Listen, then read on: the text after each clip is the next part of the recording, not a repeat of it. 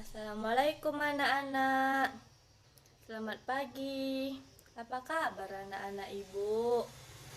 Baiklah, sebelum kita memulai pembelajaran hari ini, marilah kita berdoa terlebih dahulu menurut keyakinan kita masing-masing.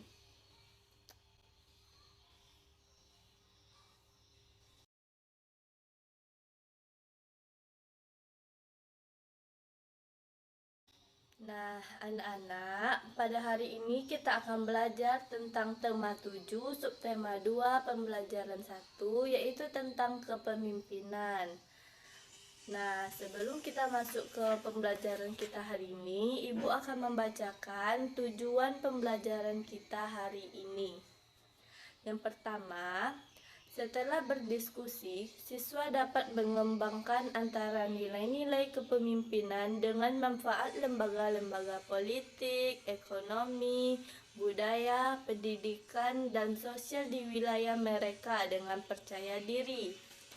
Yang kedua, setelah mencari informasi, siswa dapat menuliskan hubungan antara nilai-nilai kepemimpinan dengan manfaat lembaga-lembaga politik, ekonomi, budaya, pendidikan, dan sosial di wilayah mereka dengan percaya diri. Yang ketiga, setelah melakukan penilaian terhadap teks pidatonya, siswa mampu menyempurnakan teks pidatonya tersebut dengan objektif. Yang keempat, setelah melakukan penilaian terhadap teks pidatonya, siswa mampu berpidato di depan temannya dengan percaya diri. Yang kelima, setelah berdiskusi, siswa mampu membandingkan nilai-nilai kepemimpinan tentang cinta tanah air sebagai wujud nilai persatuan dan kesatuan dengan objektif. Yang keenam, setelah berdiskusi, siswa mampu mengomunikasikan nilai-nilai persatuan dan kesatuan dalam kehidupan sehari-hari di sekolah dengan percaya diri. Nah, anak-anak, tahukah kalian ini siapa? Ini adalah Insinyur Soekarno. Beliau ini adalah Presiden pertama Republik Indonesia. Beliau selalu menanamkan rasa persatuan dan pentingnya mengenang perjuangan kemerdekaan dengan semboyan jas merah, yaitu jangan sekali-kali melupakan sejarah. Sifat kepemimpinan yang juga menonjol dari Insinyur Soekarno ini adalah percaya diri yang kuat, penuh inisiatif dan inovatif, serta kaya akan ide dan gagasan baru. Sehingga pada puncak kepemimpinannya pernah menjadi panutan dan sumber inspirasi pergerakan kemerdekaan dari bangsa-bangsa Asia dan Afrika, serta pergerakan melepas ketergantungan dari negara-negara barat. Nah, anak-anak, sekarang ibu minta kalian menuliskan nama pemimpin idola kalian, alasan kalian mengidolakannya, nilai-nilai kepemimpinan yang dimilikinya, yang mencerminkan nilai persatuan dan kesatuan, dan contoh kegiatan yang ditunjukkan sebagai pencerminan adanya nilai-nilai tersebut.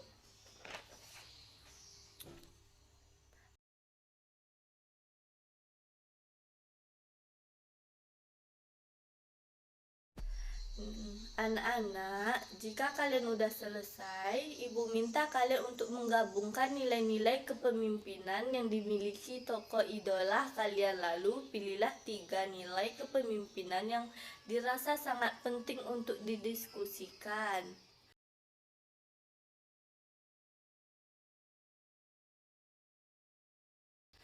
Nah, sekarang Ibu minta salah satu dari anak Ibu untuk menyampaikan nilai-nilai kepemimpinan yang dimiliki idola yang anak Ibu tuliskan tadi.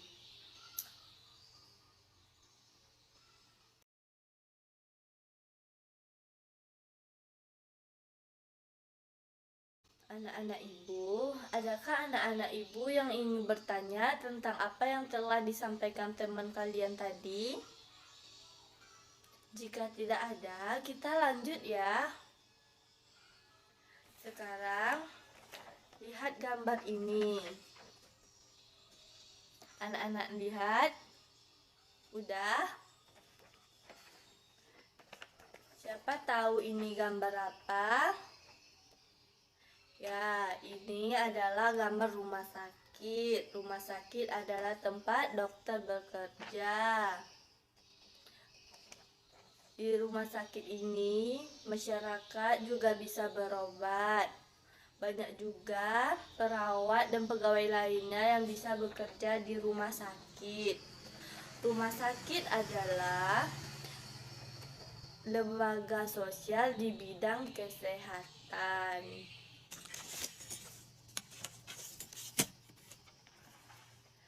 Sampai di sini, adakah anak-anak Ibu yang ingin bertanya?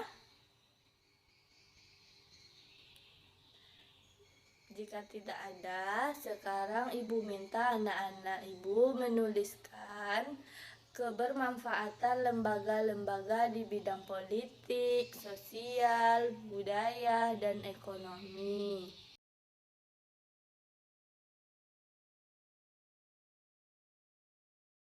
Jika sudah selesai, Ibu akan membacakan teks tentang pamanku lurah idola.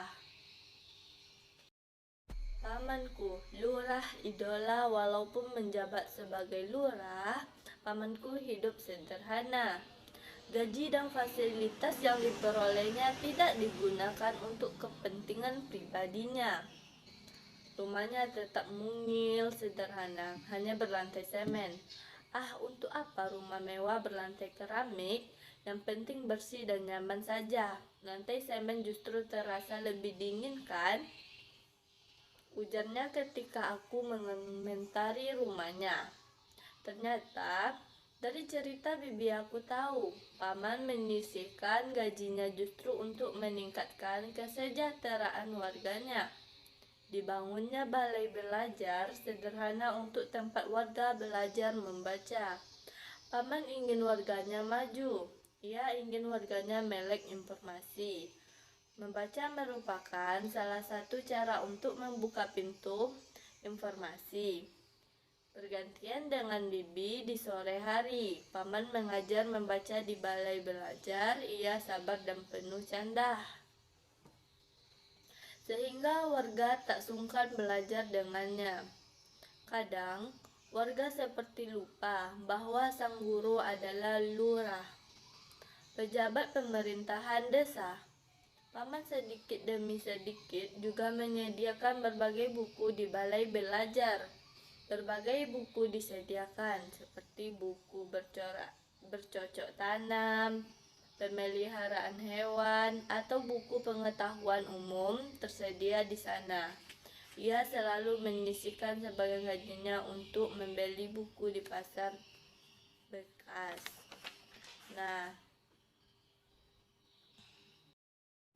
Nah, anak-anak Ibu, dari cerita yang Ibu bacakan tadi, bisakah kalian menemukan nilai-nilai persatuan dan kesatuan sebagai wujud dari cinta tanah air dan membandingkannya dengan nilai kepemimpinan idola kalian?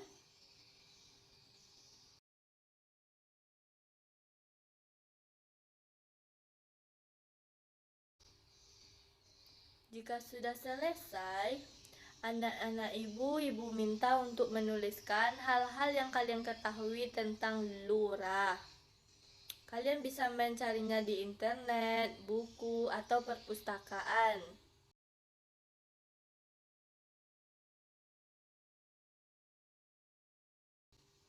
Anak-anak ibu, kita akan membuat rencana teks persuasif dan akan membacanya di depan adik-adik kelas kalian.